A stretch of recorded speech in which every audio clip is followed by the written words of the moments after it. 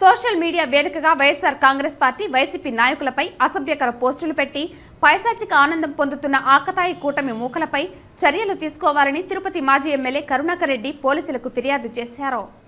కరుణాకర్ రెడ్డితో పాటు మాజీ మంత్రి రోజా, మాజీ deputy CM Narayanaswamy, Tirupati MP Gurumurthy, Chevireddy Mohit Reddy ఉన్నారు. అమాయక సోషల్ మీడియా యాక్టివిస్టులపై అక్రమంగా కేసులు బనాయిస్తున్న కూటమి ప్రభుత్వమని, ఈ దుర్మార్గపు ప్రభుత్వంపై వారి చేతిలో కీలుబొమ్మలుగా మారి అరెస్టులు చేస్తున్న పోలీసులను ప్రశ్నిస్తున్నామని కరుణాకర్ రెడ్డి అన్నారు. ఈస్ట్ పోలీస్ స్టేషన్ లో ఫిర్యాదు చేశారు. చట్టపరమైన చర్యలు తీసుకోవాలని వైఎస్ఆర్ కాంగ్రెస్ పార్టీ నాయకులు కోరారు. ఎం మహేష్ అనే వ్యక్తికి వచ్చిన వాట్సాప్ మెసేజ్లను చూపించారు. తమ నాయకులపై, మా నాయకుడిపై అసభ్యకరమైన సోషల్ మీడియా పోస్టులు చేశారని, రాష్ట్రంలో వైఎస్ఆర్ కాంగ్రెస్ పార్టీ సానుభూతి పరులను ఐపీడీపీ ద్వారా వాళ్లే సృష్టించి ఇది వైఎస్ఆర్ కాంగ్రెస్ పై నెట్టేస్తున్నారని అన్నారు. సోషల్ మీడియా వాళ్ళపై కేసులు పెట్టి చిత్రహింసలు చేస్తున్నారని, ఐపీడీపీ ద్వారానే వచ్చాయని, దానిపై ఫిర్యాదు చేశామని అన్నారు.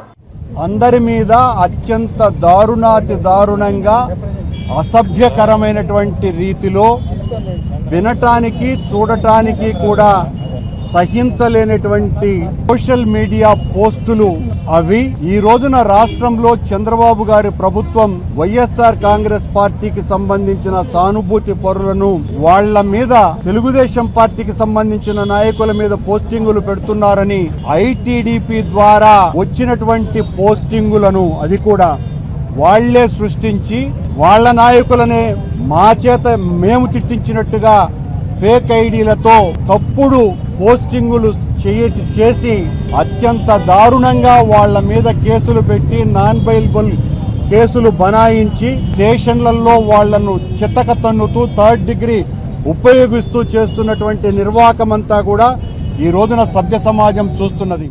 అనంతరం రోజా మాట్లాడుతూ రాష్ట్రంలో ఎవరికీ న్యాయం చేయలేక డైవర్షన్ పాలిటిక్స్ తో నెట్టుకొస్తున్నారని అన్నారు.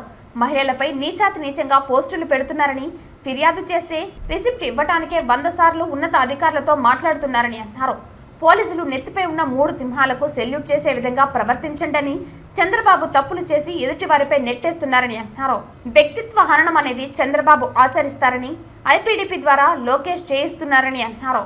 ఈరోజు ఇచ్చిన రిప్రజెంటేషన్ ఒక రిసిప్ట్ ఇచ్చి ఆ తర్వాత దాంట్లో ఏముందో చదివి దాన్ని ఎలా ఇన్వెస్టిగేట్ చేయాలని పై ఆఫీసర్లని అడగటం మనం చూసాం. కానీ అసలు రిప్రజెంటేషన్ తీసుకొని రిసిప్ట్ ఇవ్వడానికే 100 సార్లు ఫోన్ చేయాల్సిన పరిస్థితి వచ్చిందంటే ఈ రాష్ట్రంలో పోలీసులు, కూటమి ప్రభుత్వం యూనిఫామ్ వేసుకోకపోయినా వారికి పని చేస్తున్నారనేది స్పష్టంగా అర్థమవుతుంది. గతంలోనే చెప్పాం, ఇప్పుడు మళ్ళీ చెప్తున్నాం. పోలీసులు మీ నెత్తి మీద ఉన్న, టోపీ మీద ఉన్న ఆ 3 సింహాలకి సెల్యూట్ కొట్టి న్యాయంగా పనిచేయండి. అంతేగాని రాష్ట్రంలో 3 పార్టీలు కలిసి కూటమి ప్రభుత్వంగా ఉందని ఆ 3కి సెల్యూట్లు కట్టి ఏకపక్షంగా మీరు నిర్ణయాలు తీసుకోవద్దు. ఆయన సోదరి మీద, ఆయన పిల్లల మీద ఎంత నీచాతి నీచంగా పోస్టులు పెట్టారో మనం అందరం కూడా గమనించాం. తప్పు చేసిన రోజు తప్పు జరిగింది అని చెప్పి వాళ్ళు క్షమాపణ కోరలేదు తెలుగుదేశం వాళ్ళు. ఆ తప్పు చేసిన వాళ్ళని శిక్షించేదానికి ముందుకు రావడానికి కూడా ఈరోజు ఆలోచిస్తున్నారు అంటే ఒకసారి ప్రజలు కూడా ఆలోచించాలి. ఎందుకంటే ఈరోజు రాష్ట్రంలో వైఎస్ఆర్ కాంగ్రెస్ పార్టీలో ఉన్న కార్యకర్తల్ని, నాయకుల్ని భయభ్రాంతులు చేయడానికి ఎప్పుడెప్పుడో ఏదో జరిగింది, ఏదో మాట్లాడారు అని దొంగ కేసుల్ని ఫైల్ చేసి కొంతమంది పెయిడ్ ఆర్టిస్టులతో కేసులు పెట్టించి ఈరోజు తప్పుడు సాక్ష్యాలు సృష్టించి, అంటే ఫేక్ ఐడీలను సృష్టించి వీళ్ళే తప్పుగా పెట్టి అవి కూడా ప్రూవ్ అయినాయి, మీ అందరు కూడా చూస్తున్నారు. కానీ వైఎస్ఆర్ కాంగ్రెస్ పార్టీ వాళ్ళని టార్గెట్ చేసి మొన్న సుధారాణి గారిని, ఆడపిల్లని చూడకుండా కుటుంబంతో హైదరాబాద్లో ఉంటే కిడ్నాప్ చేసి 5 రోజుల వరకు మరి కోర్టుకి సబ్మిట్ చేయకుండా ఎలా కొట్టారో జడ్జి గారి ముందర ఆమె తనకి తగిలిన దెబ్బల్ని చూపించింది, పోలీసులు వాడిన భాషను చెప్పింది, తాను ఎంత అవమానపడింది, ఎలా బాధపడింది, ఎలా దెబ్బలు తినిందో ఏడుస్తూ చెప్పడం కూడా మనం గమనించాం. అనంతరం నారాయణస్వామి మాట్లాడుతూ మాజీ సీఎం జగన్ పై దారుణమైన పోస్టులు పెట్టారని, మానవ జన్మ ఎత్తిన వారు ఇలాంటి పోస్టులు పెట్టారని అన్నారు. పోలీసులు ప్రజల కోసం పనిచేయాలని, పేదవాడి హృదయంలో స్థానం సంపాదించిన జగన్ పై ఇలాంటి పోస్టులు పెట్టడం దారుణమన్నారు. తిరుపతిలో ఫిర్యాదు చేస్తే పోలీసులు దారుణంగా ప్రవర్తిస్తున్నారని అన్నారు. రాజ్యాంగానికి వ్యతిరేకంగా పోలీసులు వ్యవహరిస్తున్నారని, పోలీస్ స్టేషన్లో చట్ట వ్యతిరేకంగా పోలీసులు పనిచేస్తున్నారని అన్నారు. అనంతరం ఎంపీ గురుమూర్తి మాట్లాడుతూ 45 నిమిషాలు ఫిర్యాదు చేసిన దానికి రిసిప్ట్ కాపీ ఇవ్వడానికి పోలీసులు డ్రామాలు చేశారని అన్నారు. ఎంపీ మేయర్గా మేము స్వయంగా వస్తేనే ప్రోటోకాల్కు వ్యతిరేకంగా ప్రవర్తించారని, ప్రజలకు కామన్గా ఇవ్వాల్సిన రిసిప్ట్ కాపీ ఇవ్వకుండా పోలీసులు ఇబ్బందులు పెడుతున్నారని అన్నారు.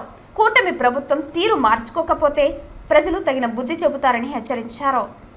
ప్రజల కోసమే పోరాడినటువంటి వ్యక్తి, ప్రజల మన్ననలు పొందినటువంటి వ్యక్తి, పేదవాళ్ళ హృదయంలో దేవుడిగా నిలబడినటువంటి వ్యక్తిని ఈ విధంగా తీసుకొని వచ్చి ఈ విధంగా చూపించడం మీకందరికి కూడా ముందు మీకు కూడా, ఎందుకంటే అందరూ కూడా మనసు విప్పి ఒక్కరు ఆలోచించుకోండి, మీ మనస్సాక్షిని తెలుసుకోండి. ఈ విధంగా చేయటం చాలా దుర్మార్గమైన పని. ఈరోజు ఎస్ఐ కానీ, సిఐలు కానీ, డిఎస్పీలు కానీ ఒక రిప్రజెంటేషన్ ఇస్తే లా అనేదాన్ని, అంటే డాక్టర్ అంబేద్కర్ గారు రచించినటువంటి అంటే మీకు అందరూ కూడా తెలుసు, రాజ్యాంగ చట్టాన్ని ఏ విధంగా తూట్లు పొడిచారో.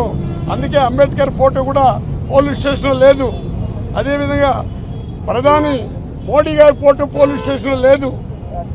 రాష్ట్రపతి ఫోటో పోలీస్ స్టేషన్, ఎందుకంటే రాష్ట్రపతి ఆమె ఒక ఎస్టీ.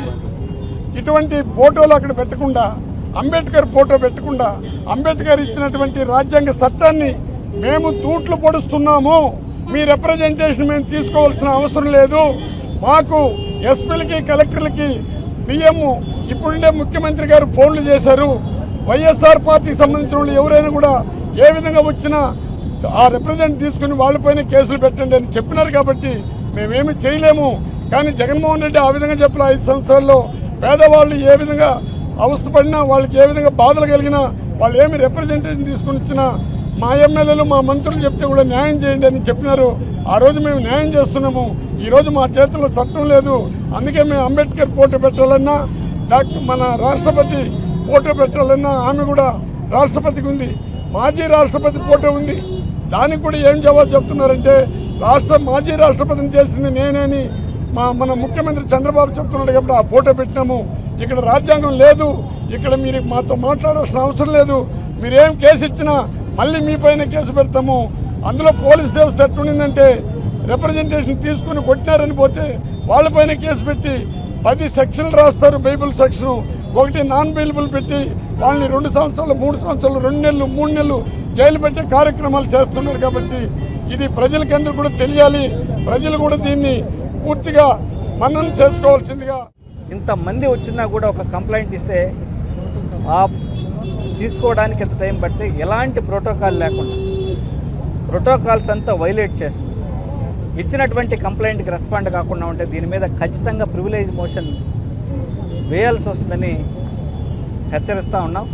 ఖచ్చితంగా వచ్చినటువంటి పబ్లిక్ సమస్యతో వచ్చినటువంటి ప్రతి పబ్లిక్కి కామన్గా ఇవ్వాల్సినటువంటి రెస్పాన్స్ కూడా ఇంతమంది ప్రజాప్రతినిధులు వచ్చి ఇవ్వకపోతే ఈ కూటమి ప్రభుత్వం ఎంత కక్షపూరితంగా అణచివేసే ధోరణిలో ఉందో, ప్రజా గొంతుకులై మాట్లాడే ప్రజాప్రతినిధుల గొంతుని నొక్కేయడం కరెక్ట్ కాదని ఈ కూటమి ప్రభుత్వాన్ని హెచ్చరిస్తూ పోలీసులు నిష్పక్షపాతంగా వ్యవహరించాలని, లేదంటే రాబోయే రోజుల్లో తగిన మూల్యం మీరు కూడా చెల్లించుకోవాల్సి వస్తుందని, ప్రజలే దీనికి సమాధానం చెప్తారని మిమ్మల్ని హెచ్చరిస్తూ